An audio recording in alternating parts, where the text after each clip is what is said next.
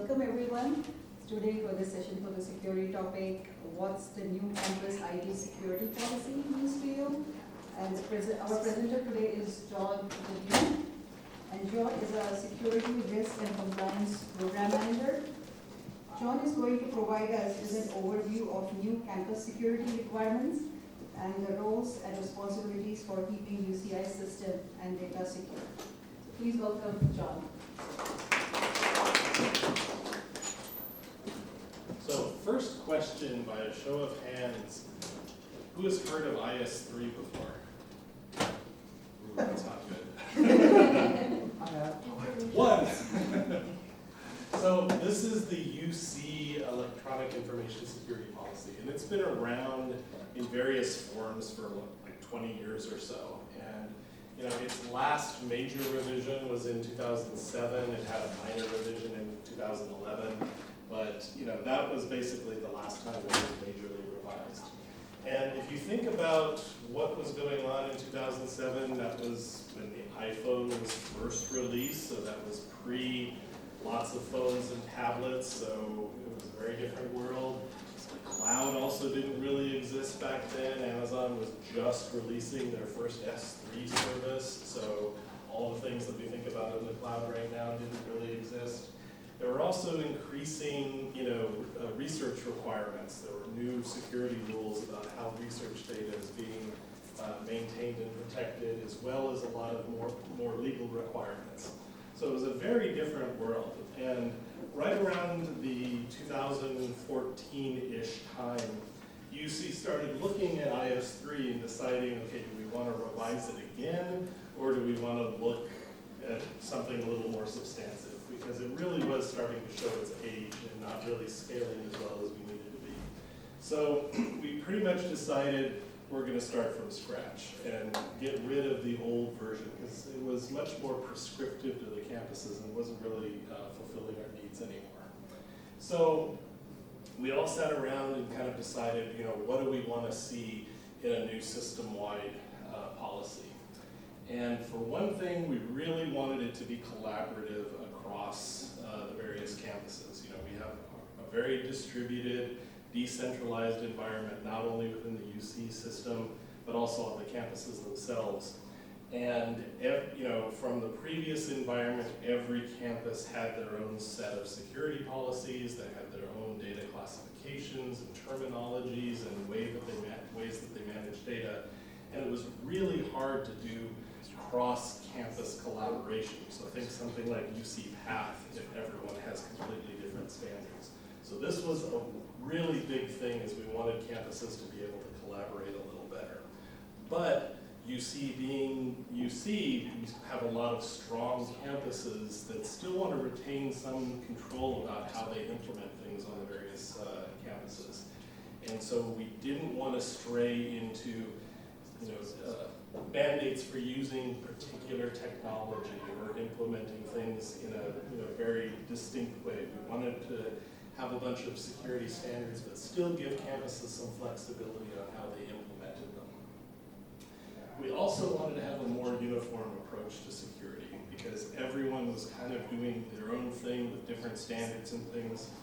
And so when we rebuilt IS3, we really tried to model it as much as possible on the ISO standards. So there are two series of 27001 and 02 that are kind of the International Standards Organization definitions for good security practices. But, higher ed is a little bit of a different animal than, banking or other security things. So it didn't really, fit us 100%. We also brought in some stuff from NIST, which is another federal standards organization, and that helped close the gap, but there's some really unique things within UC that we really kind of added some of our own standards as well. So the resulting IS3 incorporates stuff from all of these things, and we're going to be providing some crosswalks for all the standards. I'll get into that a little bit later. We also wanted to take a risk-based approach to security because security is not a one-size-fits-all thing. And that's, I think, one of the main things that people have a lot of frustration with security is there are just a lot of rules that may or may not make sense, that are applied universally across the board. And the truth is, there are some things that have more risk and other things that have less risk. So we wanted a flexible approach where we could really ramp up the security controls on things that really mattered, and maybe have a more relaxed approach to some of the data or systems that didn't need that much security. So we really tried to make it so additional controls were only applied in cases where there really was more risks. So that was kind of a design philosophy going forward. One of the other things that we were really struggling with the old IS3 is every campus pretty much used different terminology. So some use restricted or confidential or protected or sensitive or some combination thereof. And it was even more confusing because different campuses ordered these different. So what might be confidential on one campus might have been restricted on another, or vice versa. So it really made collaboration and getting consistent discussions across the board were really confusing. So we wanted to come up with a terminology that we could all agree on that was unambiguous and really clear. So for the new IS3, it really took several years of development. And I want to stress that this was a UCOP sponsored project, but this isn't a mandate from UCOP. Basically, all the campuses got together, and it took actually a couple of years to come up with a new set of policy and standard statements that could be applied across the board. And we really pulled something together as a campus effort, not from an OP mandate. And so it took a few years. We got the first drafts done in May 2017, and then it always takes a while to go through the academic senates and getting all the approvals and things like that. And so basically, President Napolitano signed it in 2018, and the campuses have been going forth and figuring out how they want to implement this new standard, policy and standard ever since. So it's also intended to be a minimum baseline. So this is the minimum security requirements across UC. Campuses can and should add some of their own requirements. So here at UCI, for example, we have a border firewall, which is somewhat unique amongst UC as well as academic institutions in general. So we're probably going to add some language in there that really formalizes the process of having a border firewall and how you have to request access through and all of that sort of thing. So that'll be somewhat unique to us. But different campuses have different password policies. So what IS3 does is set a minimum standard that you have to be at least this strong, but you're free to be more complex or have change requirements more than what the policy says if that's your campus choice. And I'm sure you've all heard the phrase, security is everyone's responsibility, but I think when you aren't more specific than saying that, the details kind of get lost and people really don't know what their responsibilities truly are. So where possible, we really try to identify in the policy who is responsible for implementing any particular controls. And so there are some things that are going to be everyone's responsibility, and hopefully those are called out pretty clearly. But then there are other things that are going to be executive levels or system administrators or other people in the organization. And so we're really trying to get to a point where the requirements are really clear as to what they are and who should be implementing them. We already talked about doing the risk-based approach, but we really wanted to have some flexibility in the controls so we don't over-classify data, but we don't under-classify it as well. So there's kind of a sliding scale for how data and systems need to be protected. And there's going to be multiple ways to comply with the policy. The very obvious, very first thing is, well, you just implement all the controls in the policy. Don't mean to scare you or anything, but there are about 350 separate controls in the new IS3, most of which not everyone has to memorize or deal with, but there's a lot of material there that's kind of spread out over the responsibilities. So one way to comply apply is to just make sure you're doing everything. But we're also wanting to come up with a series of risk treatment plans such that for your particular use case, whether you're running a world exposed web server or running a research environment or something else, will give you a subset of the things that you really need to focus on to make sure that you're compliant. And IS3 is also implemented as a single policy, but then there are kind of 9 separate addendums called standards. And we did this for 2 reasons. Is really organizationally, it made a bit of sense to separate some of the specific areas out. But in general, a policy shouldn't change very often. We really tried to word it so the language is fairly static, and so when the technology changes, you don't really need to change the policy. You need to change the standard of how the policy is implemented. So that was kind of our philosophy here, that we don't have to update the policy very often, but the standards may get refreshed every year, every 2 years. We're still looking at the refresh cycle there as technology changes. These are the standards that were developed, and I won't go into too much detail here, but one of the biggies is this IT resource classification to basically identify not only the data, but the systems on campus that really need to be protected. This is minimum baseline security, how accounts and passwords are managed, how encryption is managed, how logging is done to make sure that we can look for anomalies and provide for accountability, how software should be developed and configured and installed, have a unified incident response plan for when things go bad, and then of course, once you're done with the equipment, how to securely dispose of the information so that people can't resurrect the disk drive from the trash and get confidential data. So in one of the ways we tried to unify everything across UC is we kind of developed our own terminology, and so there's going to be some specific things that are used in IS3 that you probably won't hear too much in different other security documentation, so we'll just go through some of this real quick.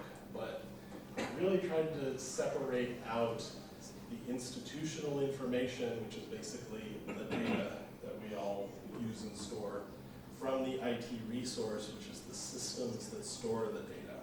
And these concepts quite often get lost in translation when we're talking to other people on campus, because we're so concerned about the data, we kind of forget about where it's stored.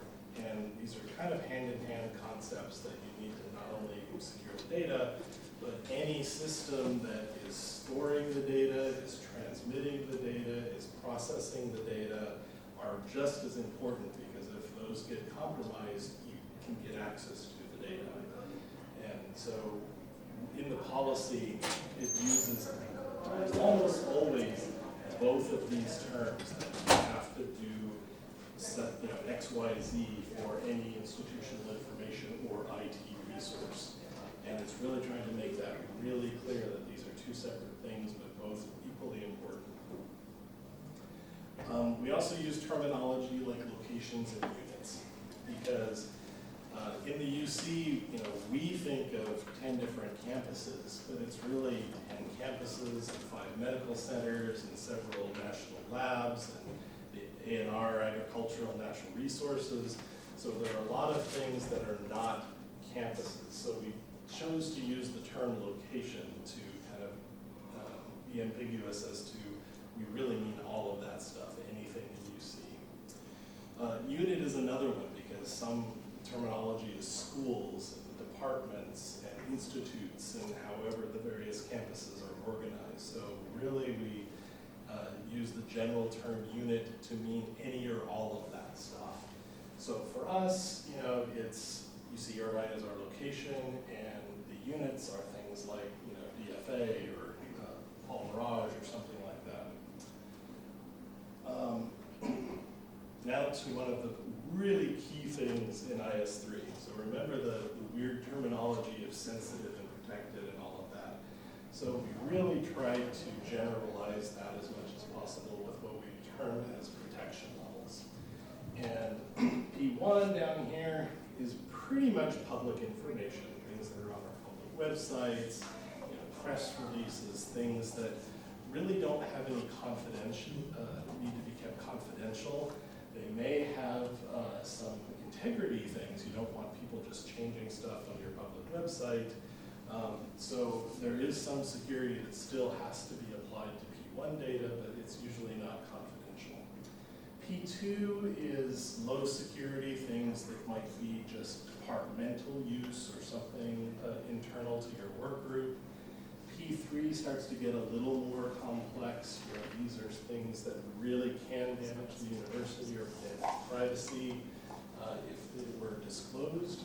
And then the highest is P4, and that's usually where the law gets involved. If there's a law or statute or contract or something that says you must keep this data secure under penalty of whatever, that's usually P4, and that's where we really have to lock things down. Let's see.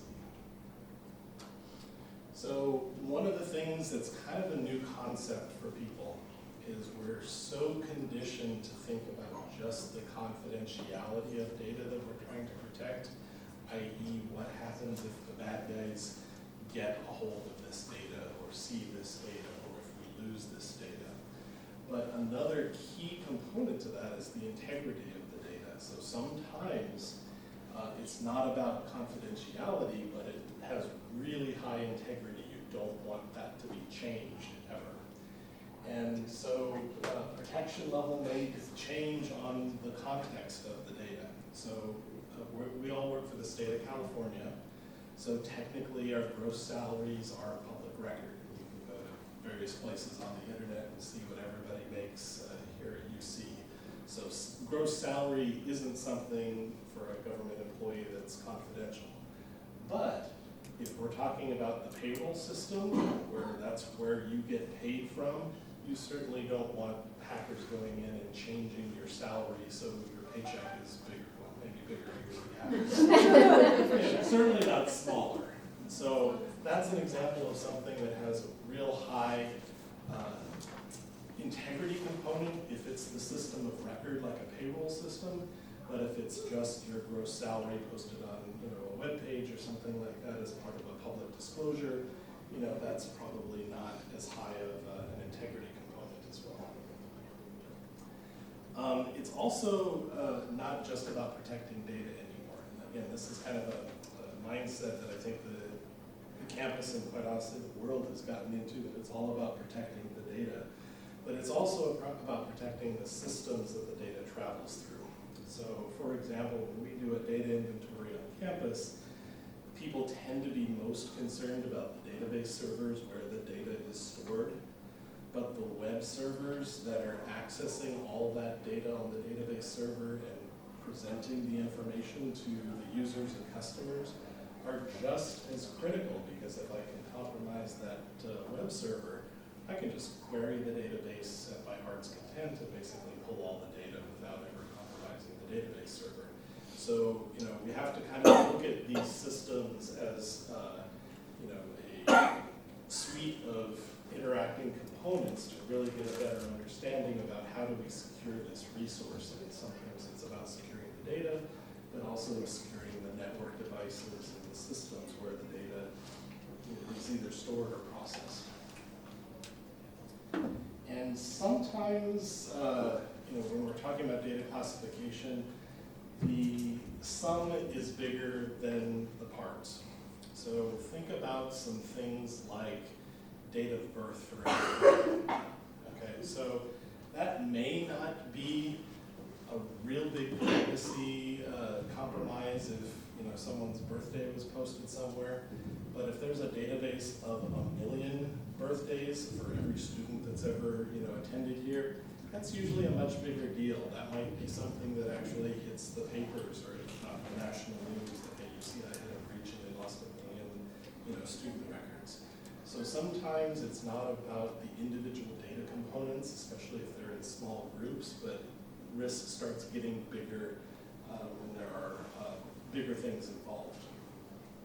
So one of the things that we look at when we're doing a data classification is clearly how many records component might be is how comprehensive the information is. So we might have records for 10 people, but if they have name and address and phone number and birthdays and spouses' names and all of this comprehensive data about people, getting access to some comprehensive data set like that will make things like identity theft much easier to accomplish. So the number of records may also indicate how strongly we need to protect the information.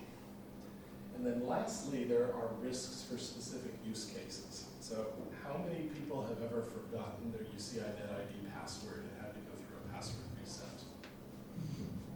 So do you remember what the form asks for? So it's your UCI NetID, which is basically in the public directory. There's the last 4 digits of your SSN, which a lot of people think is safe to post because, hey, that's not your full SSN, right? And then there's your date of birth. So with those 3 things, none of which on its own is particularly sensitive according to the legal requirements and everything, but you put them all together and you can reset anybody's password on campus. So a collection of items in that particular use case might be pretty risky. So understanding these protection levels is really key to protecting IS3.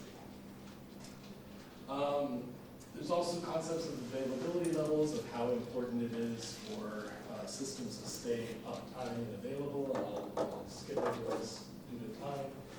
But basically, you all work at UCI, I assume. So in the IS3 construct, you are all workforce members.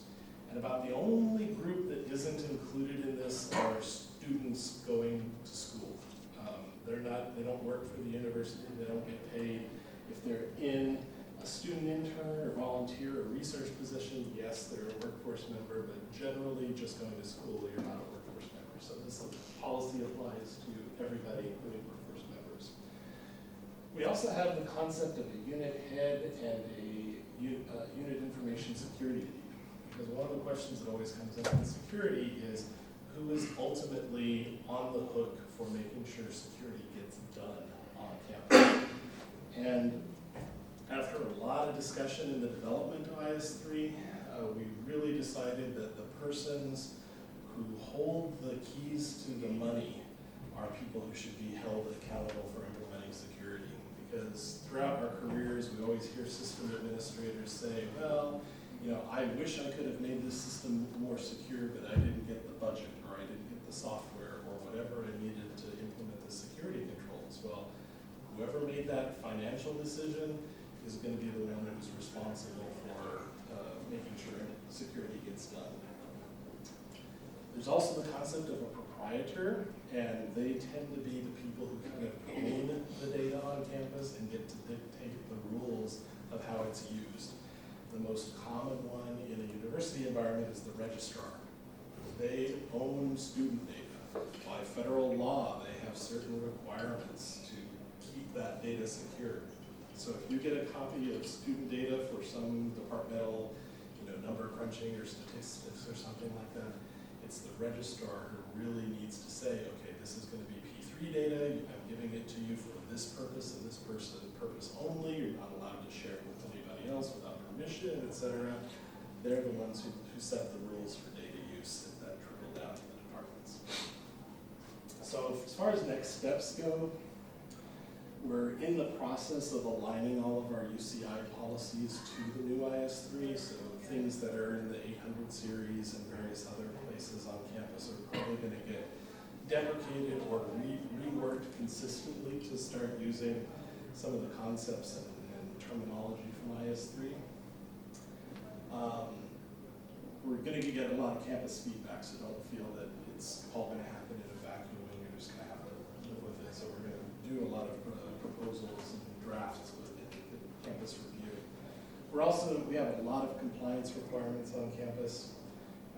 Credit card, CJIS is law enforcement, NIST 800-171 for research, and we're all trying to link that into the new campus policy set so you don't have to reinvent the wheel every time.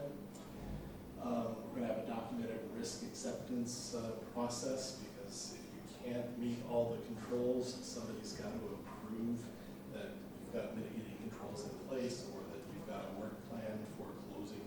gaps in being compliant at some point.